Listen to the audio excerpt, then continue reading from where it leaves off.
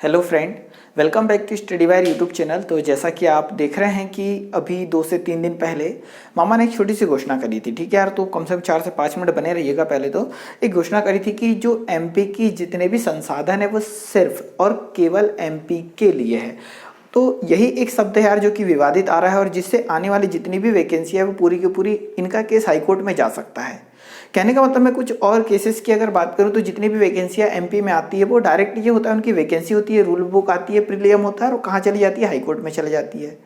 जैसे अगर हम 2019 का पीएससी का पेपर देखें तो यार प्री हुआ जनवरी फरवरी में और उसके बाद वो कहाँ चली गई है, हाईकोर्ट में चला गया है केस 27% आरक्षण की वजह से और अभी तक वो केस खींचा चला जा रहा है। तो उसी प्रकार यार ये जो स्टेटमेंट मामा ने दिया है ये बहुत अच्छी बात है और अच्छी बात नहीं भी है। अगर हम एक संवैधानिक तौर पर देखें तो अच्छी बात नहीं है, परंतु यहीं पर अगर हम सिर्फ एमपी के बारे में सोचें या एमपी के स्टूडेंटों के बारे में सोचें तो बहुत अच्छी बात है कि सारे संसाधन केवल एमपी के बच्चों के लिए, मतलब जो भी नौकरियां होगी, ठीक है, वो जितनी भी सरकारी संसाधन, मतलब जितनी भी नौकरियां आती है वो एमपी के बच्चों के लिए। परंतु यहीं पर अगर हम देखें तो कुछ संवैधानिक के खिलाफ जा रहा है ये। ठीक है, अगर हम संवैधानिक तौर पर देखें तो खिलाफ जा रहा है।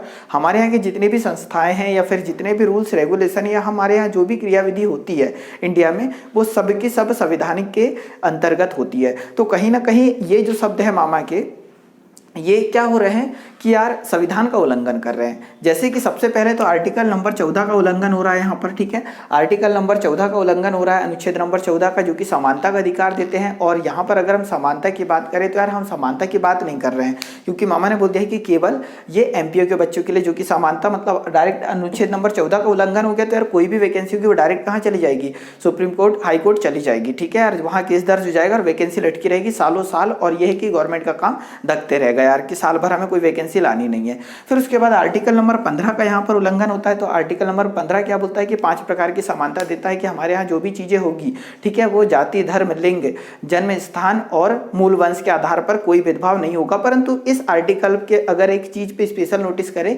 प्लेस ऑफ बर्थ, मतलब जन्म स्थान के आधार पर हम क्या कर दे रहे हैं, उल्लंघन कर दे रहे हैं। कहने का मतलब कि अब जो वैकेंसी आएगी अगर वो इस स्टेटमेंट के साथ अगर आती है तो वो क्या हो जाएगा, जन्म स्थान के साथ एक भेदभाव हो जाएगा, जो कि 15 में लिखा है कि जन्म स्थान के आधार पर कोई भेदभाव नहीं किया जाएगा, परंतु यहाँ भेदभाव किया जा रहा है, जिसके कारण ये वैकेंसी अनुच्छेद आर्टिकल नंबर अगर 15 के खिलाफ भी अगर केस दर्ज करा जाए तो भी हाईकोर्ट चली जाएगी।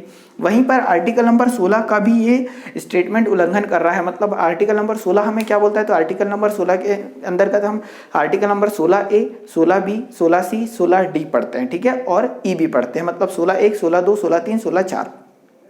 तो 16 क्या करता है यार कि अनुच्छेद नंबर 16 ये बोलता है कि जितने भी सरकारी नौकरियां हैं, ठीक है, सरकारी संसाधन है, उसमें सभी को एक समानता का अधिकार होगा। कौन ये बोलता है, 16(1) बोलता है।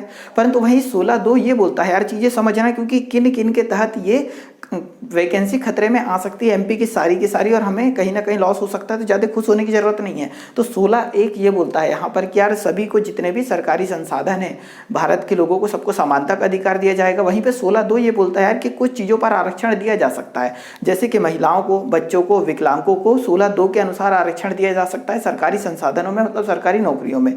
तो यहाँ पर 16(2) का कहीं ना कहीं क्या हो रहा है, 16(2) का खंडन हो रहा है। कैसे हो रहा है 16(2) का खंडन, क्योंकि 16(2) के अनुसार एमपी पुलिस या फिर हम ये बोल सकते हैं कि जेल प्रहरी है या अदर कोई भी वैकेंसी या फिजिकल मांगते हैं। और 16(2) के अनुसार यहाँ पर ये बोल सकते हैं कि अदर राज्य के अगर बच्चे फॉर्म नहीं भर पाते हैं तो कहीं ना कहीं ये 16(2) का उल्लंघन है, जिसके तहत ये वैकेंसी कहाँ जा सकती है, हाईकोर्ट जा सकती है, इसका केस जा सकता है और ये वैकेंसी फिर टलती जाएगी। परंतु वहीं पर अगर हम 16(3) की बात करें तो यार अगर आपने संविधान अच्छे से पढ़ रखा है तो 16(3) क्या बोलता है कि अगर ये संसद अगर ये प्रावधान करता कि यार एमपी की वैकेंसी सिर्फ एमपी के बच्चों के लिए तो कोई प्रॉब्लम नहीं होती है, किसके अंतर्गत लिखा गया है, तो 16(3) के अंतर्गत लिखा गया है कि संसद ये प्रावधान कर सकता है कि किसी जाति क्षेत्र विशेष को सरकारी नौकरी में प्रावधान कर सकता है, आरक्षण दे सकता है। वहीं पर एक आर्टिकल और है जिसके तहत यहाँ पर उल्लंघन हुआ है, वो भी किसका, आर्टिकल नंबर 19 का। तो आर्टिकल नंबर 19 क्या बोलता है यार कि हमें हर चीज में समानता का अधिकार होगा, रहने का, खाने का, बोलने का, कहीं पर भी बिजनेस करने का। ठीक है, तो यहाँ पर 19E का उल्लंघन है, किसका, 19E का, जो कि हमें भारत में कहीं पर भी रहने और कहीं पर भी व्यापार और वहां के संसाधनों का यूज करने का अधिकार देता है।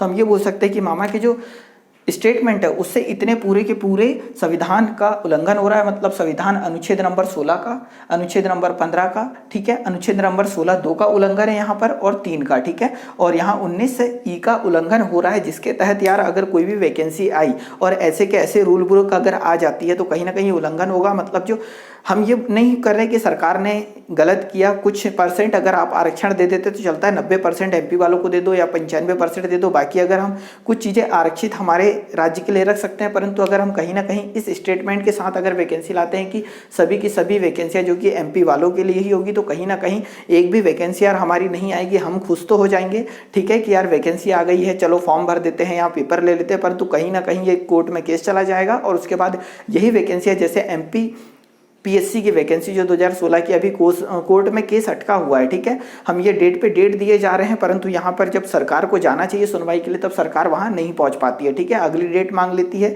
और इसके तहत वैकेंसी खींचते चली जाती है। मतलब एक वैकेंसी जो 1 साल के अंतर्गत ज्वाइनिंग भी हो जाना चाहिए वहाँ 2-2 3-3 साल खींच लेती है। तो उसी के अनुसार यार एमपी की जितनी वैकेंसी आने वाली होगी, अगर इसी स्टेटमेंट के साथ अगर वैकेंसी आती है तो सबकी सब कोर्ट पहुँच जाएगी और कोई भी वैकेंसी पूरी नहीं हो पाएगी, जिससे हम ये है कि अभी तक आप लटके हुए हो, आने वाले 2-2 3-3 साल और अटके हो जाएंगे। तो कहीं ना कहीं आपको ये सारी चीजें पता होनी चाहिए कि हमें इससे खुश होने की जरूरत नहीं है, ठीक है।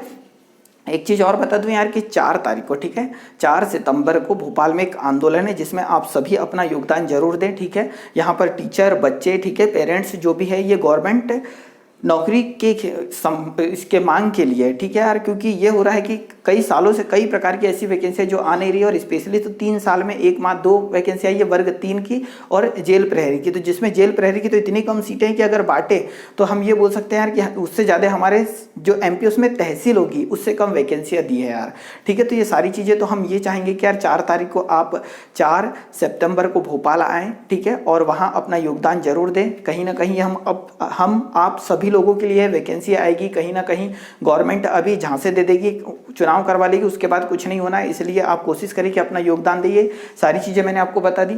कल हम एक वीडियो लेकर आएंगे कि जो सीईटी का पेपर होना है, चीज़ें समझना, सीईटी के पेपर की बात हो रही तो उसमें एमपी के बच्चों के लिए बहुत दयनीय कंडीशन है। हम इस चीज़ पे बताएंगे आपको पूरा एनालिसिस करके कि यहाँ पर आरआरबी, आईबीपीएस और एसएससी के जो पेपर है उसके साथ अगर एमपी के बच्चों को बैठाया जाता है तो उनको क्या क्या प्रॉब्लम होगी उस पर हम डिस्कस करेंगे, ठीक है। और आपको बताएंगे कि कहीं ना कहीं हमें इसे सीईटी का विरोध करना ही करना चाहिए, नहीं तो हम बहुत कई गुना पीछे रह जाएंगे और हो सकता है कि कई लोगों की जो आशाएं हैं वहीं टिकी रह जाए, ठीक है। तो आज के लेक्चर में तो इतना ही, अगले लेक्चर में फिर मुलाकात होगी, जब तक के लिए जय हिंद, जय भारत।